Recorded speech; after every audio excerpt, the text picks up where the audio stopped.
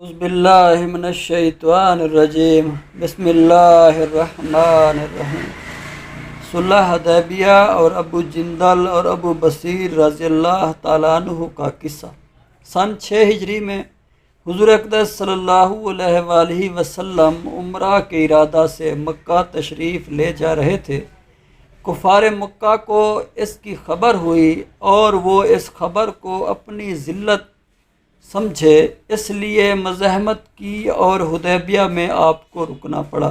جانثار صحابہ بھی ساتھ تھے جو حضور اقدس صلی اللہ علیہ وآلہ وسلم پر جانثار کرنا فخر سمجھتے تھے، لڑنے کو تیار ہو گئے، مگر حضور پاک صلی اللہ علیہ وآلہ وسلم نے مکہ والوں کی خاطر سے لڑنے کا ارادہ نہیں فرمایا اور صلح کی کوشش کی، اور باوجود صحابہ رضی اللہ تعالیٰ عنہ کی لڑائی پر مستعدی اور بہادری کے، حضور اکرم صلی اللہ علیہ وآلہ وسلم نے کفار کی اس قدر رعایت فرمائی کہ ان کی ہر شرائط کو قبول فرما لیا۔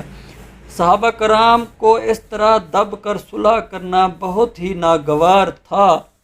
حضور اقدس صلی اللہ علیہ وآلہ وسلم کے ارشاد کے سامنے کیا کرتے؟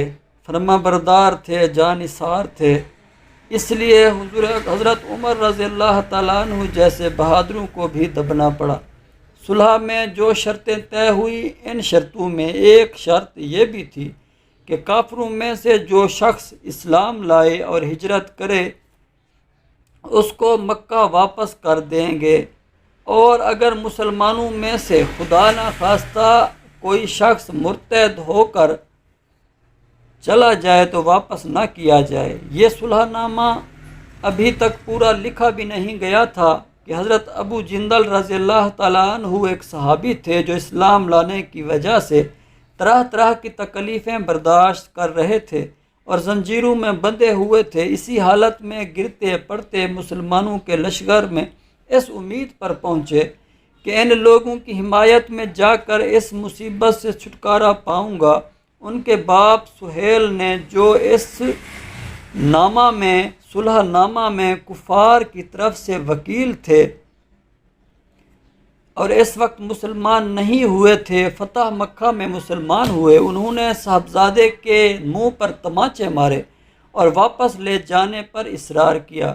حضور اقدس صلی اللہ علیہ وآلہ وسلم نے ارشاد فرمایا کہ ابھی صلح نامہ مرتب بھی نہیں ہوا ہے، اس لیے ابھی پابندی کس بات کی، مگر انہوں نے اصرار کیا۔ پھر حضور اقدس صلی اللہ علیہ وآلہ وسلم نے فرمایا کہ ایک آدمی مجھے مانگا ہی دے دو، مگر وہ لوگ ضد پر تھے، نہ مانے۔ ابو جندل رضی اللہ تعالیٰ عنہ نے مسلمانوں کو پکار کر فریاد بھی کی کہ میں مسلمان ہو کر آیا ہوں، کتنی تکلیفیں بھی اٹھا چکا ہوں، اب واپس کیا جا رہا ہوں۔ اس وقت مسلمانوں کے دلوں پر جو گزری ہوگی اللہ ہی کو معلوم ہے، مگر حضور پاک صلی اللہ علیہ وسلم کے ارشاد سے واپس ہوئے۔ حضور پاک صلی اللہ علیہ وسلم نے تسلی دی اور صبر کرنے کا حکم دیا اور فرمایا حق تعالی شانہ تمہارے لیے راستہ نکالیں گے۔ صلح کے مکمل ہو جانے کے بعد ایک دوسرے صحابی ابو بصیر رضی اللہ تعالیٰ عنہ بھی مسلمان ہو کر مدینہ منورہ پہنچے۔ کفار نے ان کو واپس بلانے کے لیے 2 آدمی بھیجے۔ حضور اقدس صلی اللہ علیہ وآلہ وسلم نے حسب وعدہ واپس فرما دیا۔ ابو بصیر نے عرض بھی کیا، یا رسول اللہ صلی اللہ علیہ وسلم میں مسلمان ہو کر آیا ہوں، آپ مجھے کفار کے پنجہ میں پھر بھیجتے ہیں؟ آپ صلی اللہ علیہ وآلہ وسلم نے فرمایا، ان سے بھی صبر کرنے کو فرمایا، ارشاد فرمایا انشاءاللہ ان قریب تمہارے واسطے راستہ کھلے گا۔ یہ صحابی ان دونوں کافروں کے ساتھ واپس ہوئے۔ راستہ میں ان میں سے ایک سے کہنے لگے، یار تیری تلوار تو بڑی نفیس معلوم ہوتی ہے، شیخی باز آدمی ذرا سی بات میں پھول ہی جاتا ہے۔ وہ نیام سے تلوار نکال کر کہنے لگا، ہاں میں نے بہت سے لوگوں پر اس کا تجربہ کیا ہے۔ یہ کہہ کر تلوار ان کے حوالے کر دی، انہوں نے اس پر اس کا تجربہ کیا۔ دوسرا ساتھی یہ دیکھ کر کہ ایک کو مٹا دیا، اب میرا نمبر ہے، بھاگا بھاگا مدینہ آیا اور حضور اکرم صلی اللہ علیہ وآلہ وسلم کی خدمت میں حاضر ہو کر عرض کیا میرا ساتھی مر چکا ہے، اب میرا نمبر ہے۔ اس کے بعد ابو بصیر پہنچے اور عرض کیا یا رسول اللہ صلی اللہ علیہ وسلم، آپ اپنا وعدہ پورا فرما چکے، مجھے واپس کر دیا اور مجھ سے کوئی عہد ان لوگوں کا نہیں جس کی ذمہ داری ہو، وہ مجھے میرے دین سے ہٹاتے ہیں، اس لیے میں نے یہ کیا۔ حضور پاک صلی اللہ علیہ وسلم نے فرمایا کہ لڑائی بھڑکانے والا ہے، کاش کوئی اس کا معین مددگار ہوتا۔ وہ اس کلام سے سمجھ گئے کہ اب بھی اگر کوئی میری طلب میں آئے گا تو میں واپس کر دیا جاؤں گا، اس لیے وہ وہاں سے چل کر سمندر کے کنارے ایک جگہ آ پڑے۔ مکہ والوں کو اس قصہ کا حال معلوم ہوا تو ابو جندل رضی اللہ تعالیٰ عنہ بھی، جن کا قصہ پہلے گزر چکا ہے، چھپ کر وہاں چلے گئے۔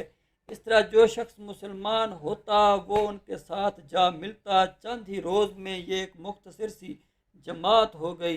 جنگل میں نہ کھانے کا کوئی انتظام، نہ وہاں باغات اور نہ آبادیاں، اس لیے ان لوگوں پر جو گزری ہوگی وہ اللہ ہی کو معلوم ہے۔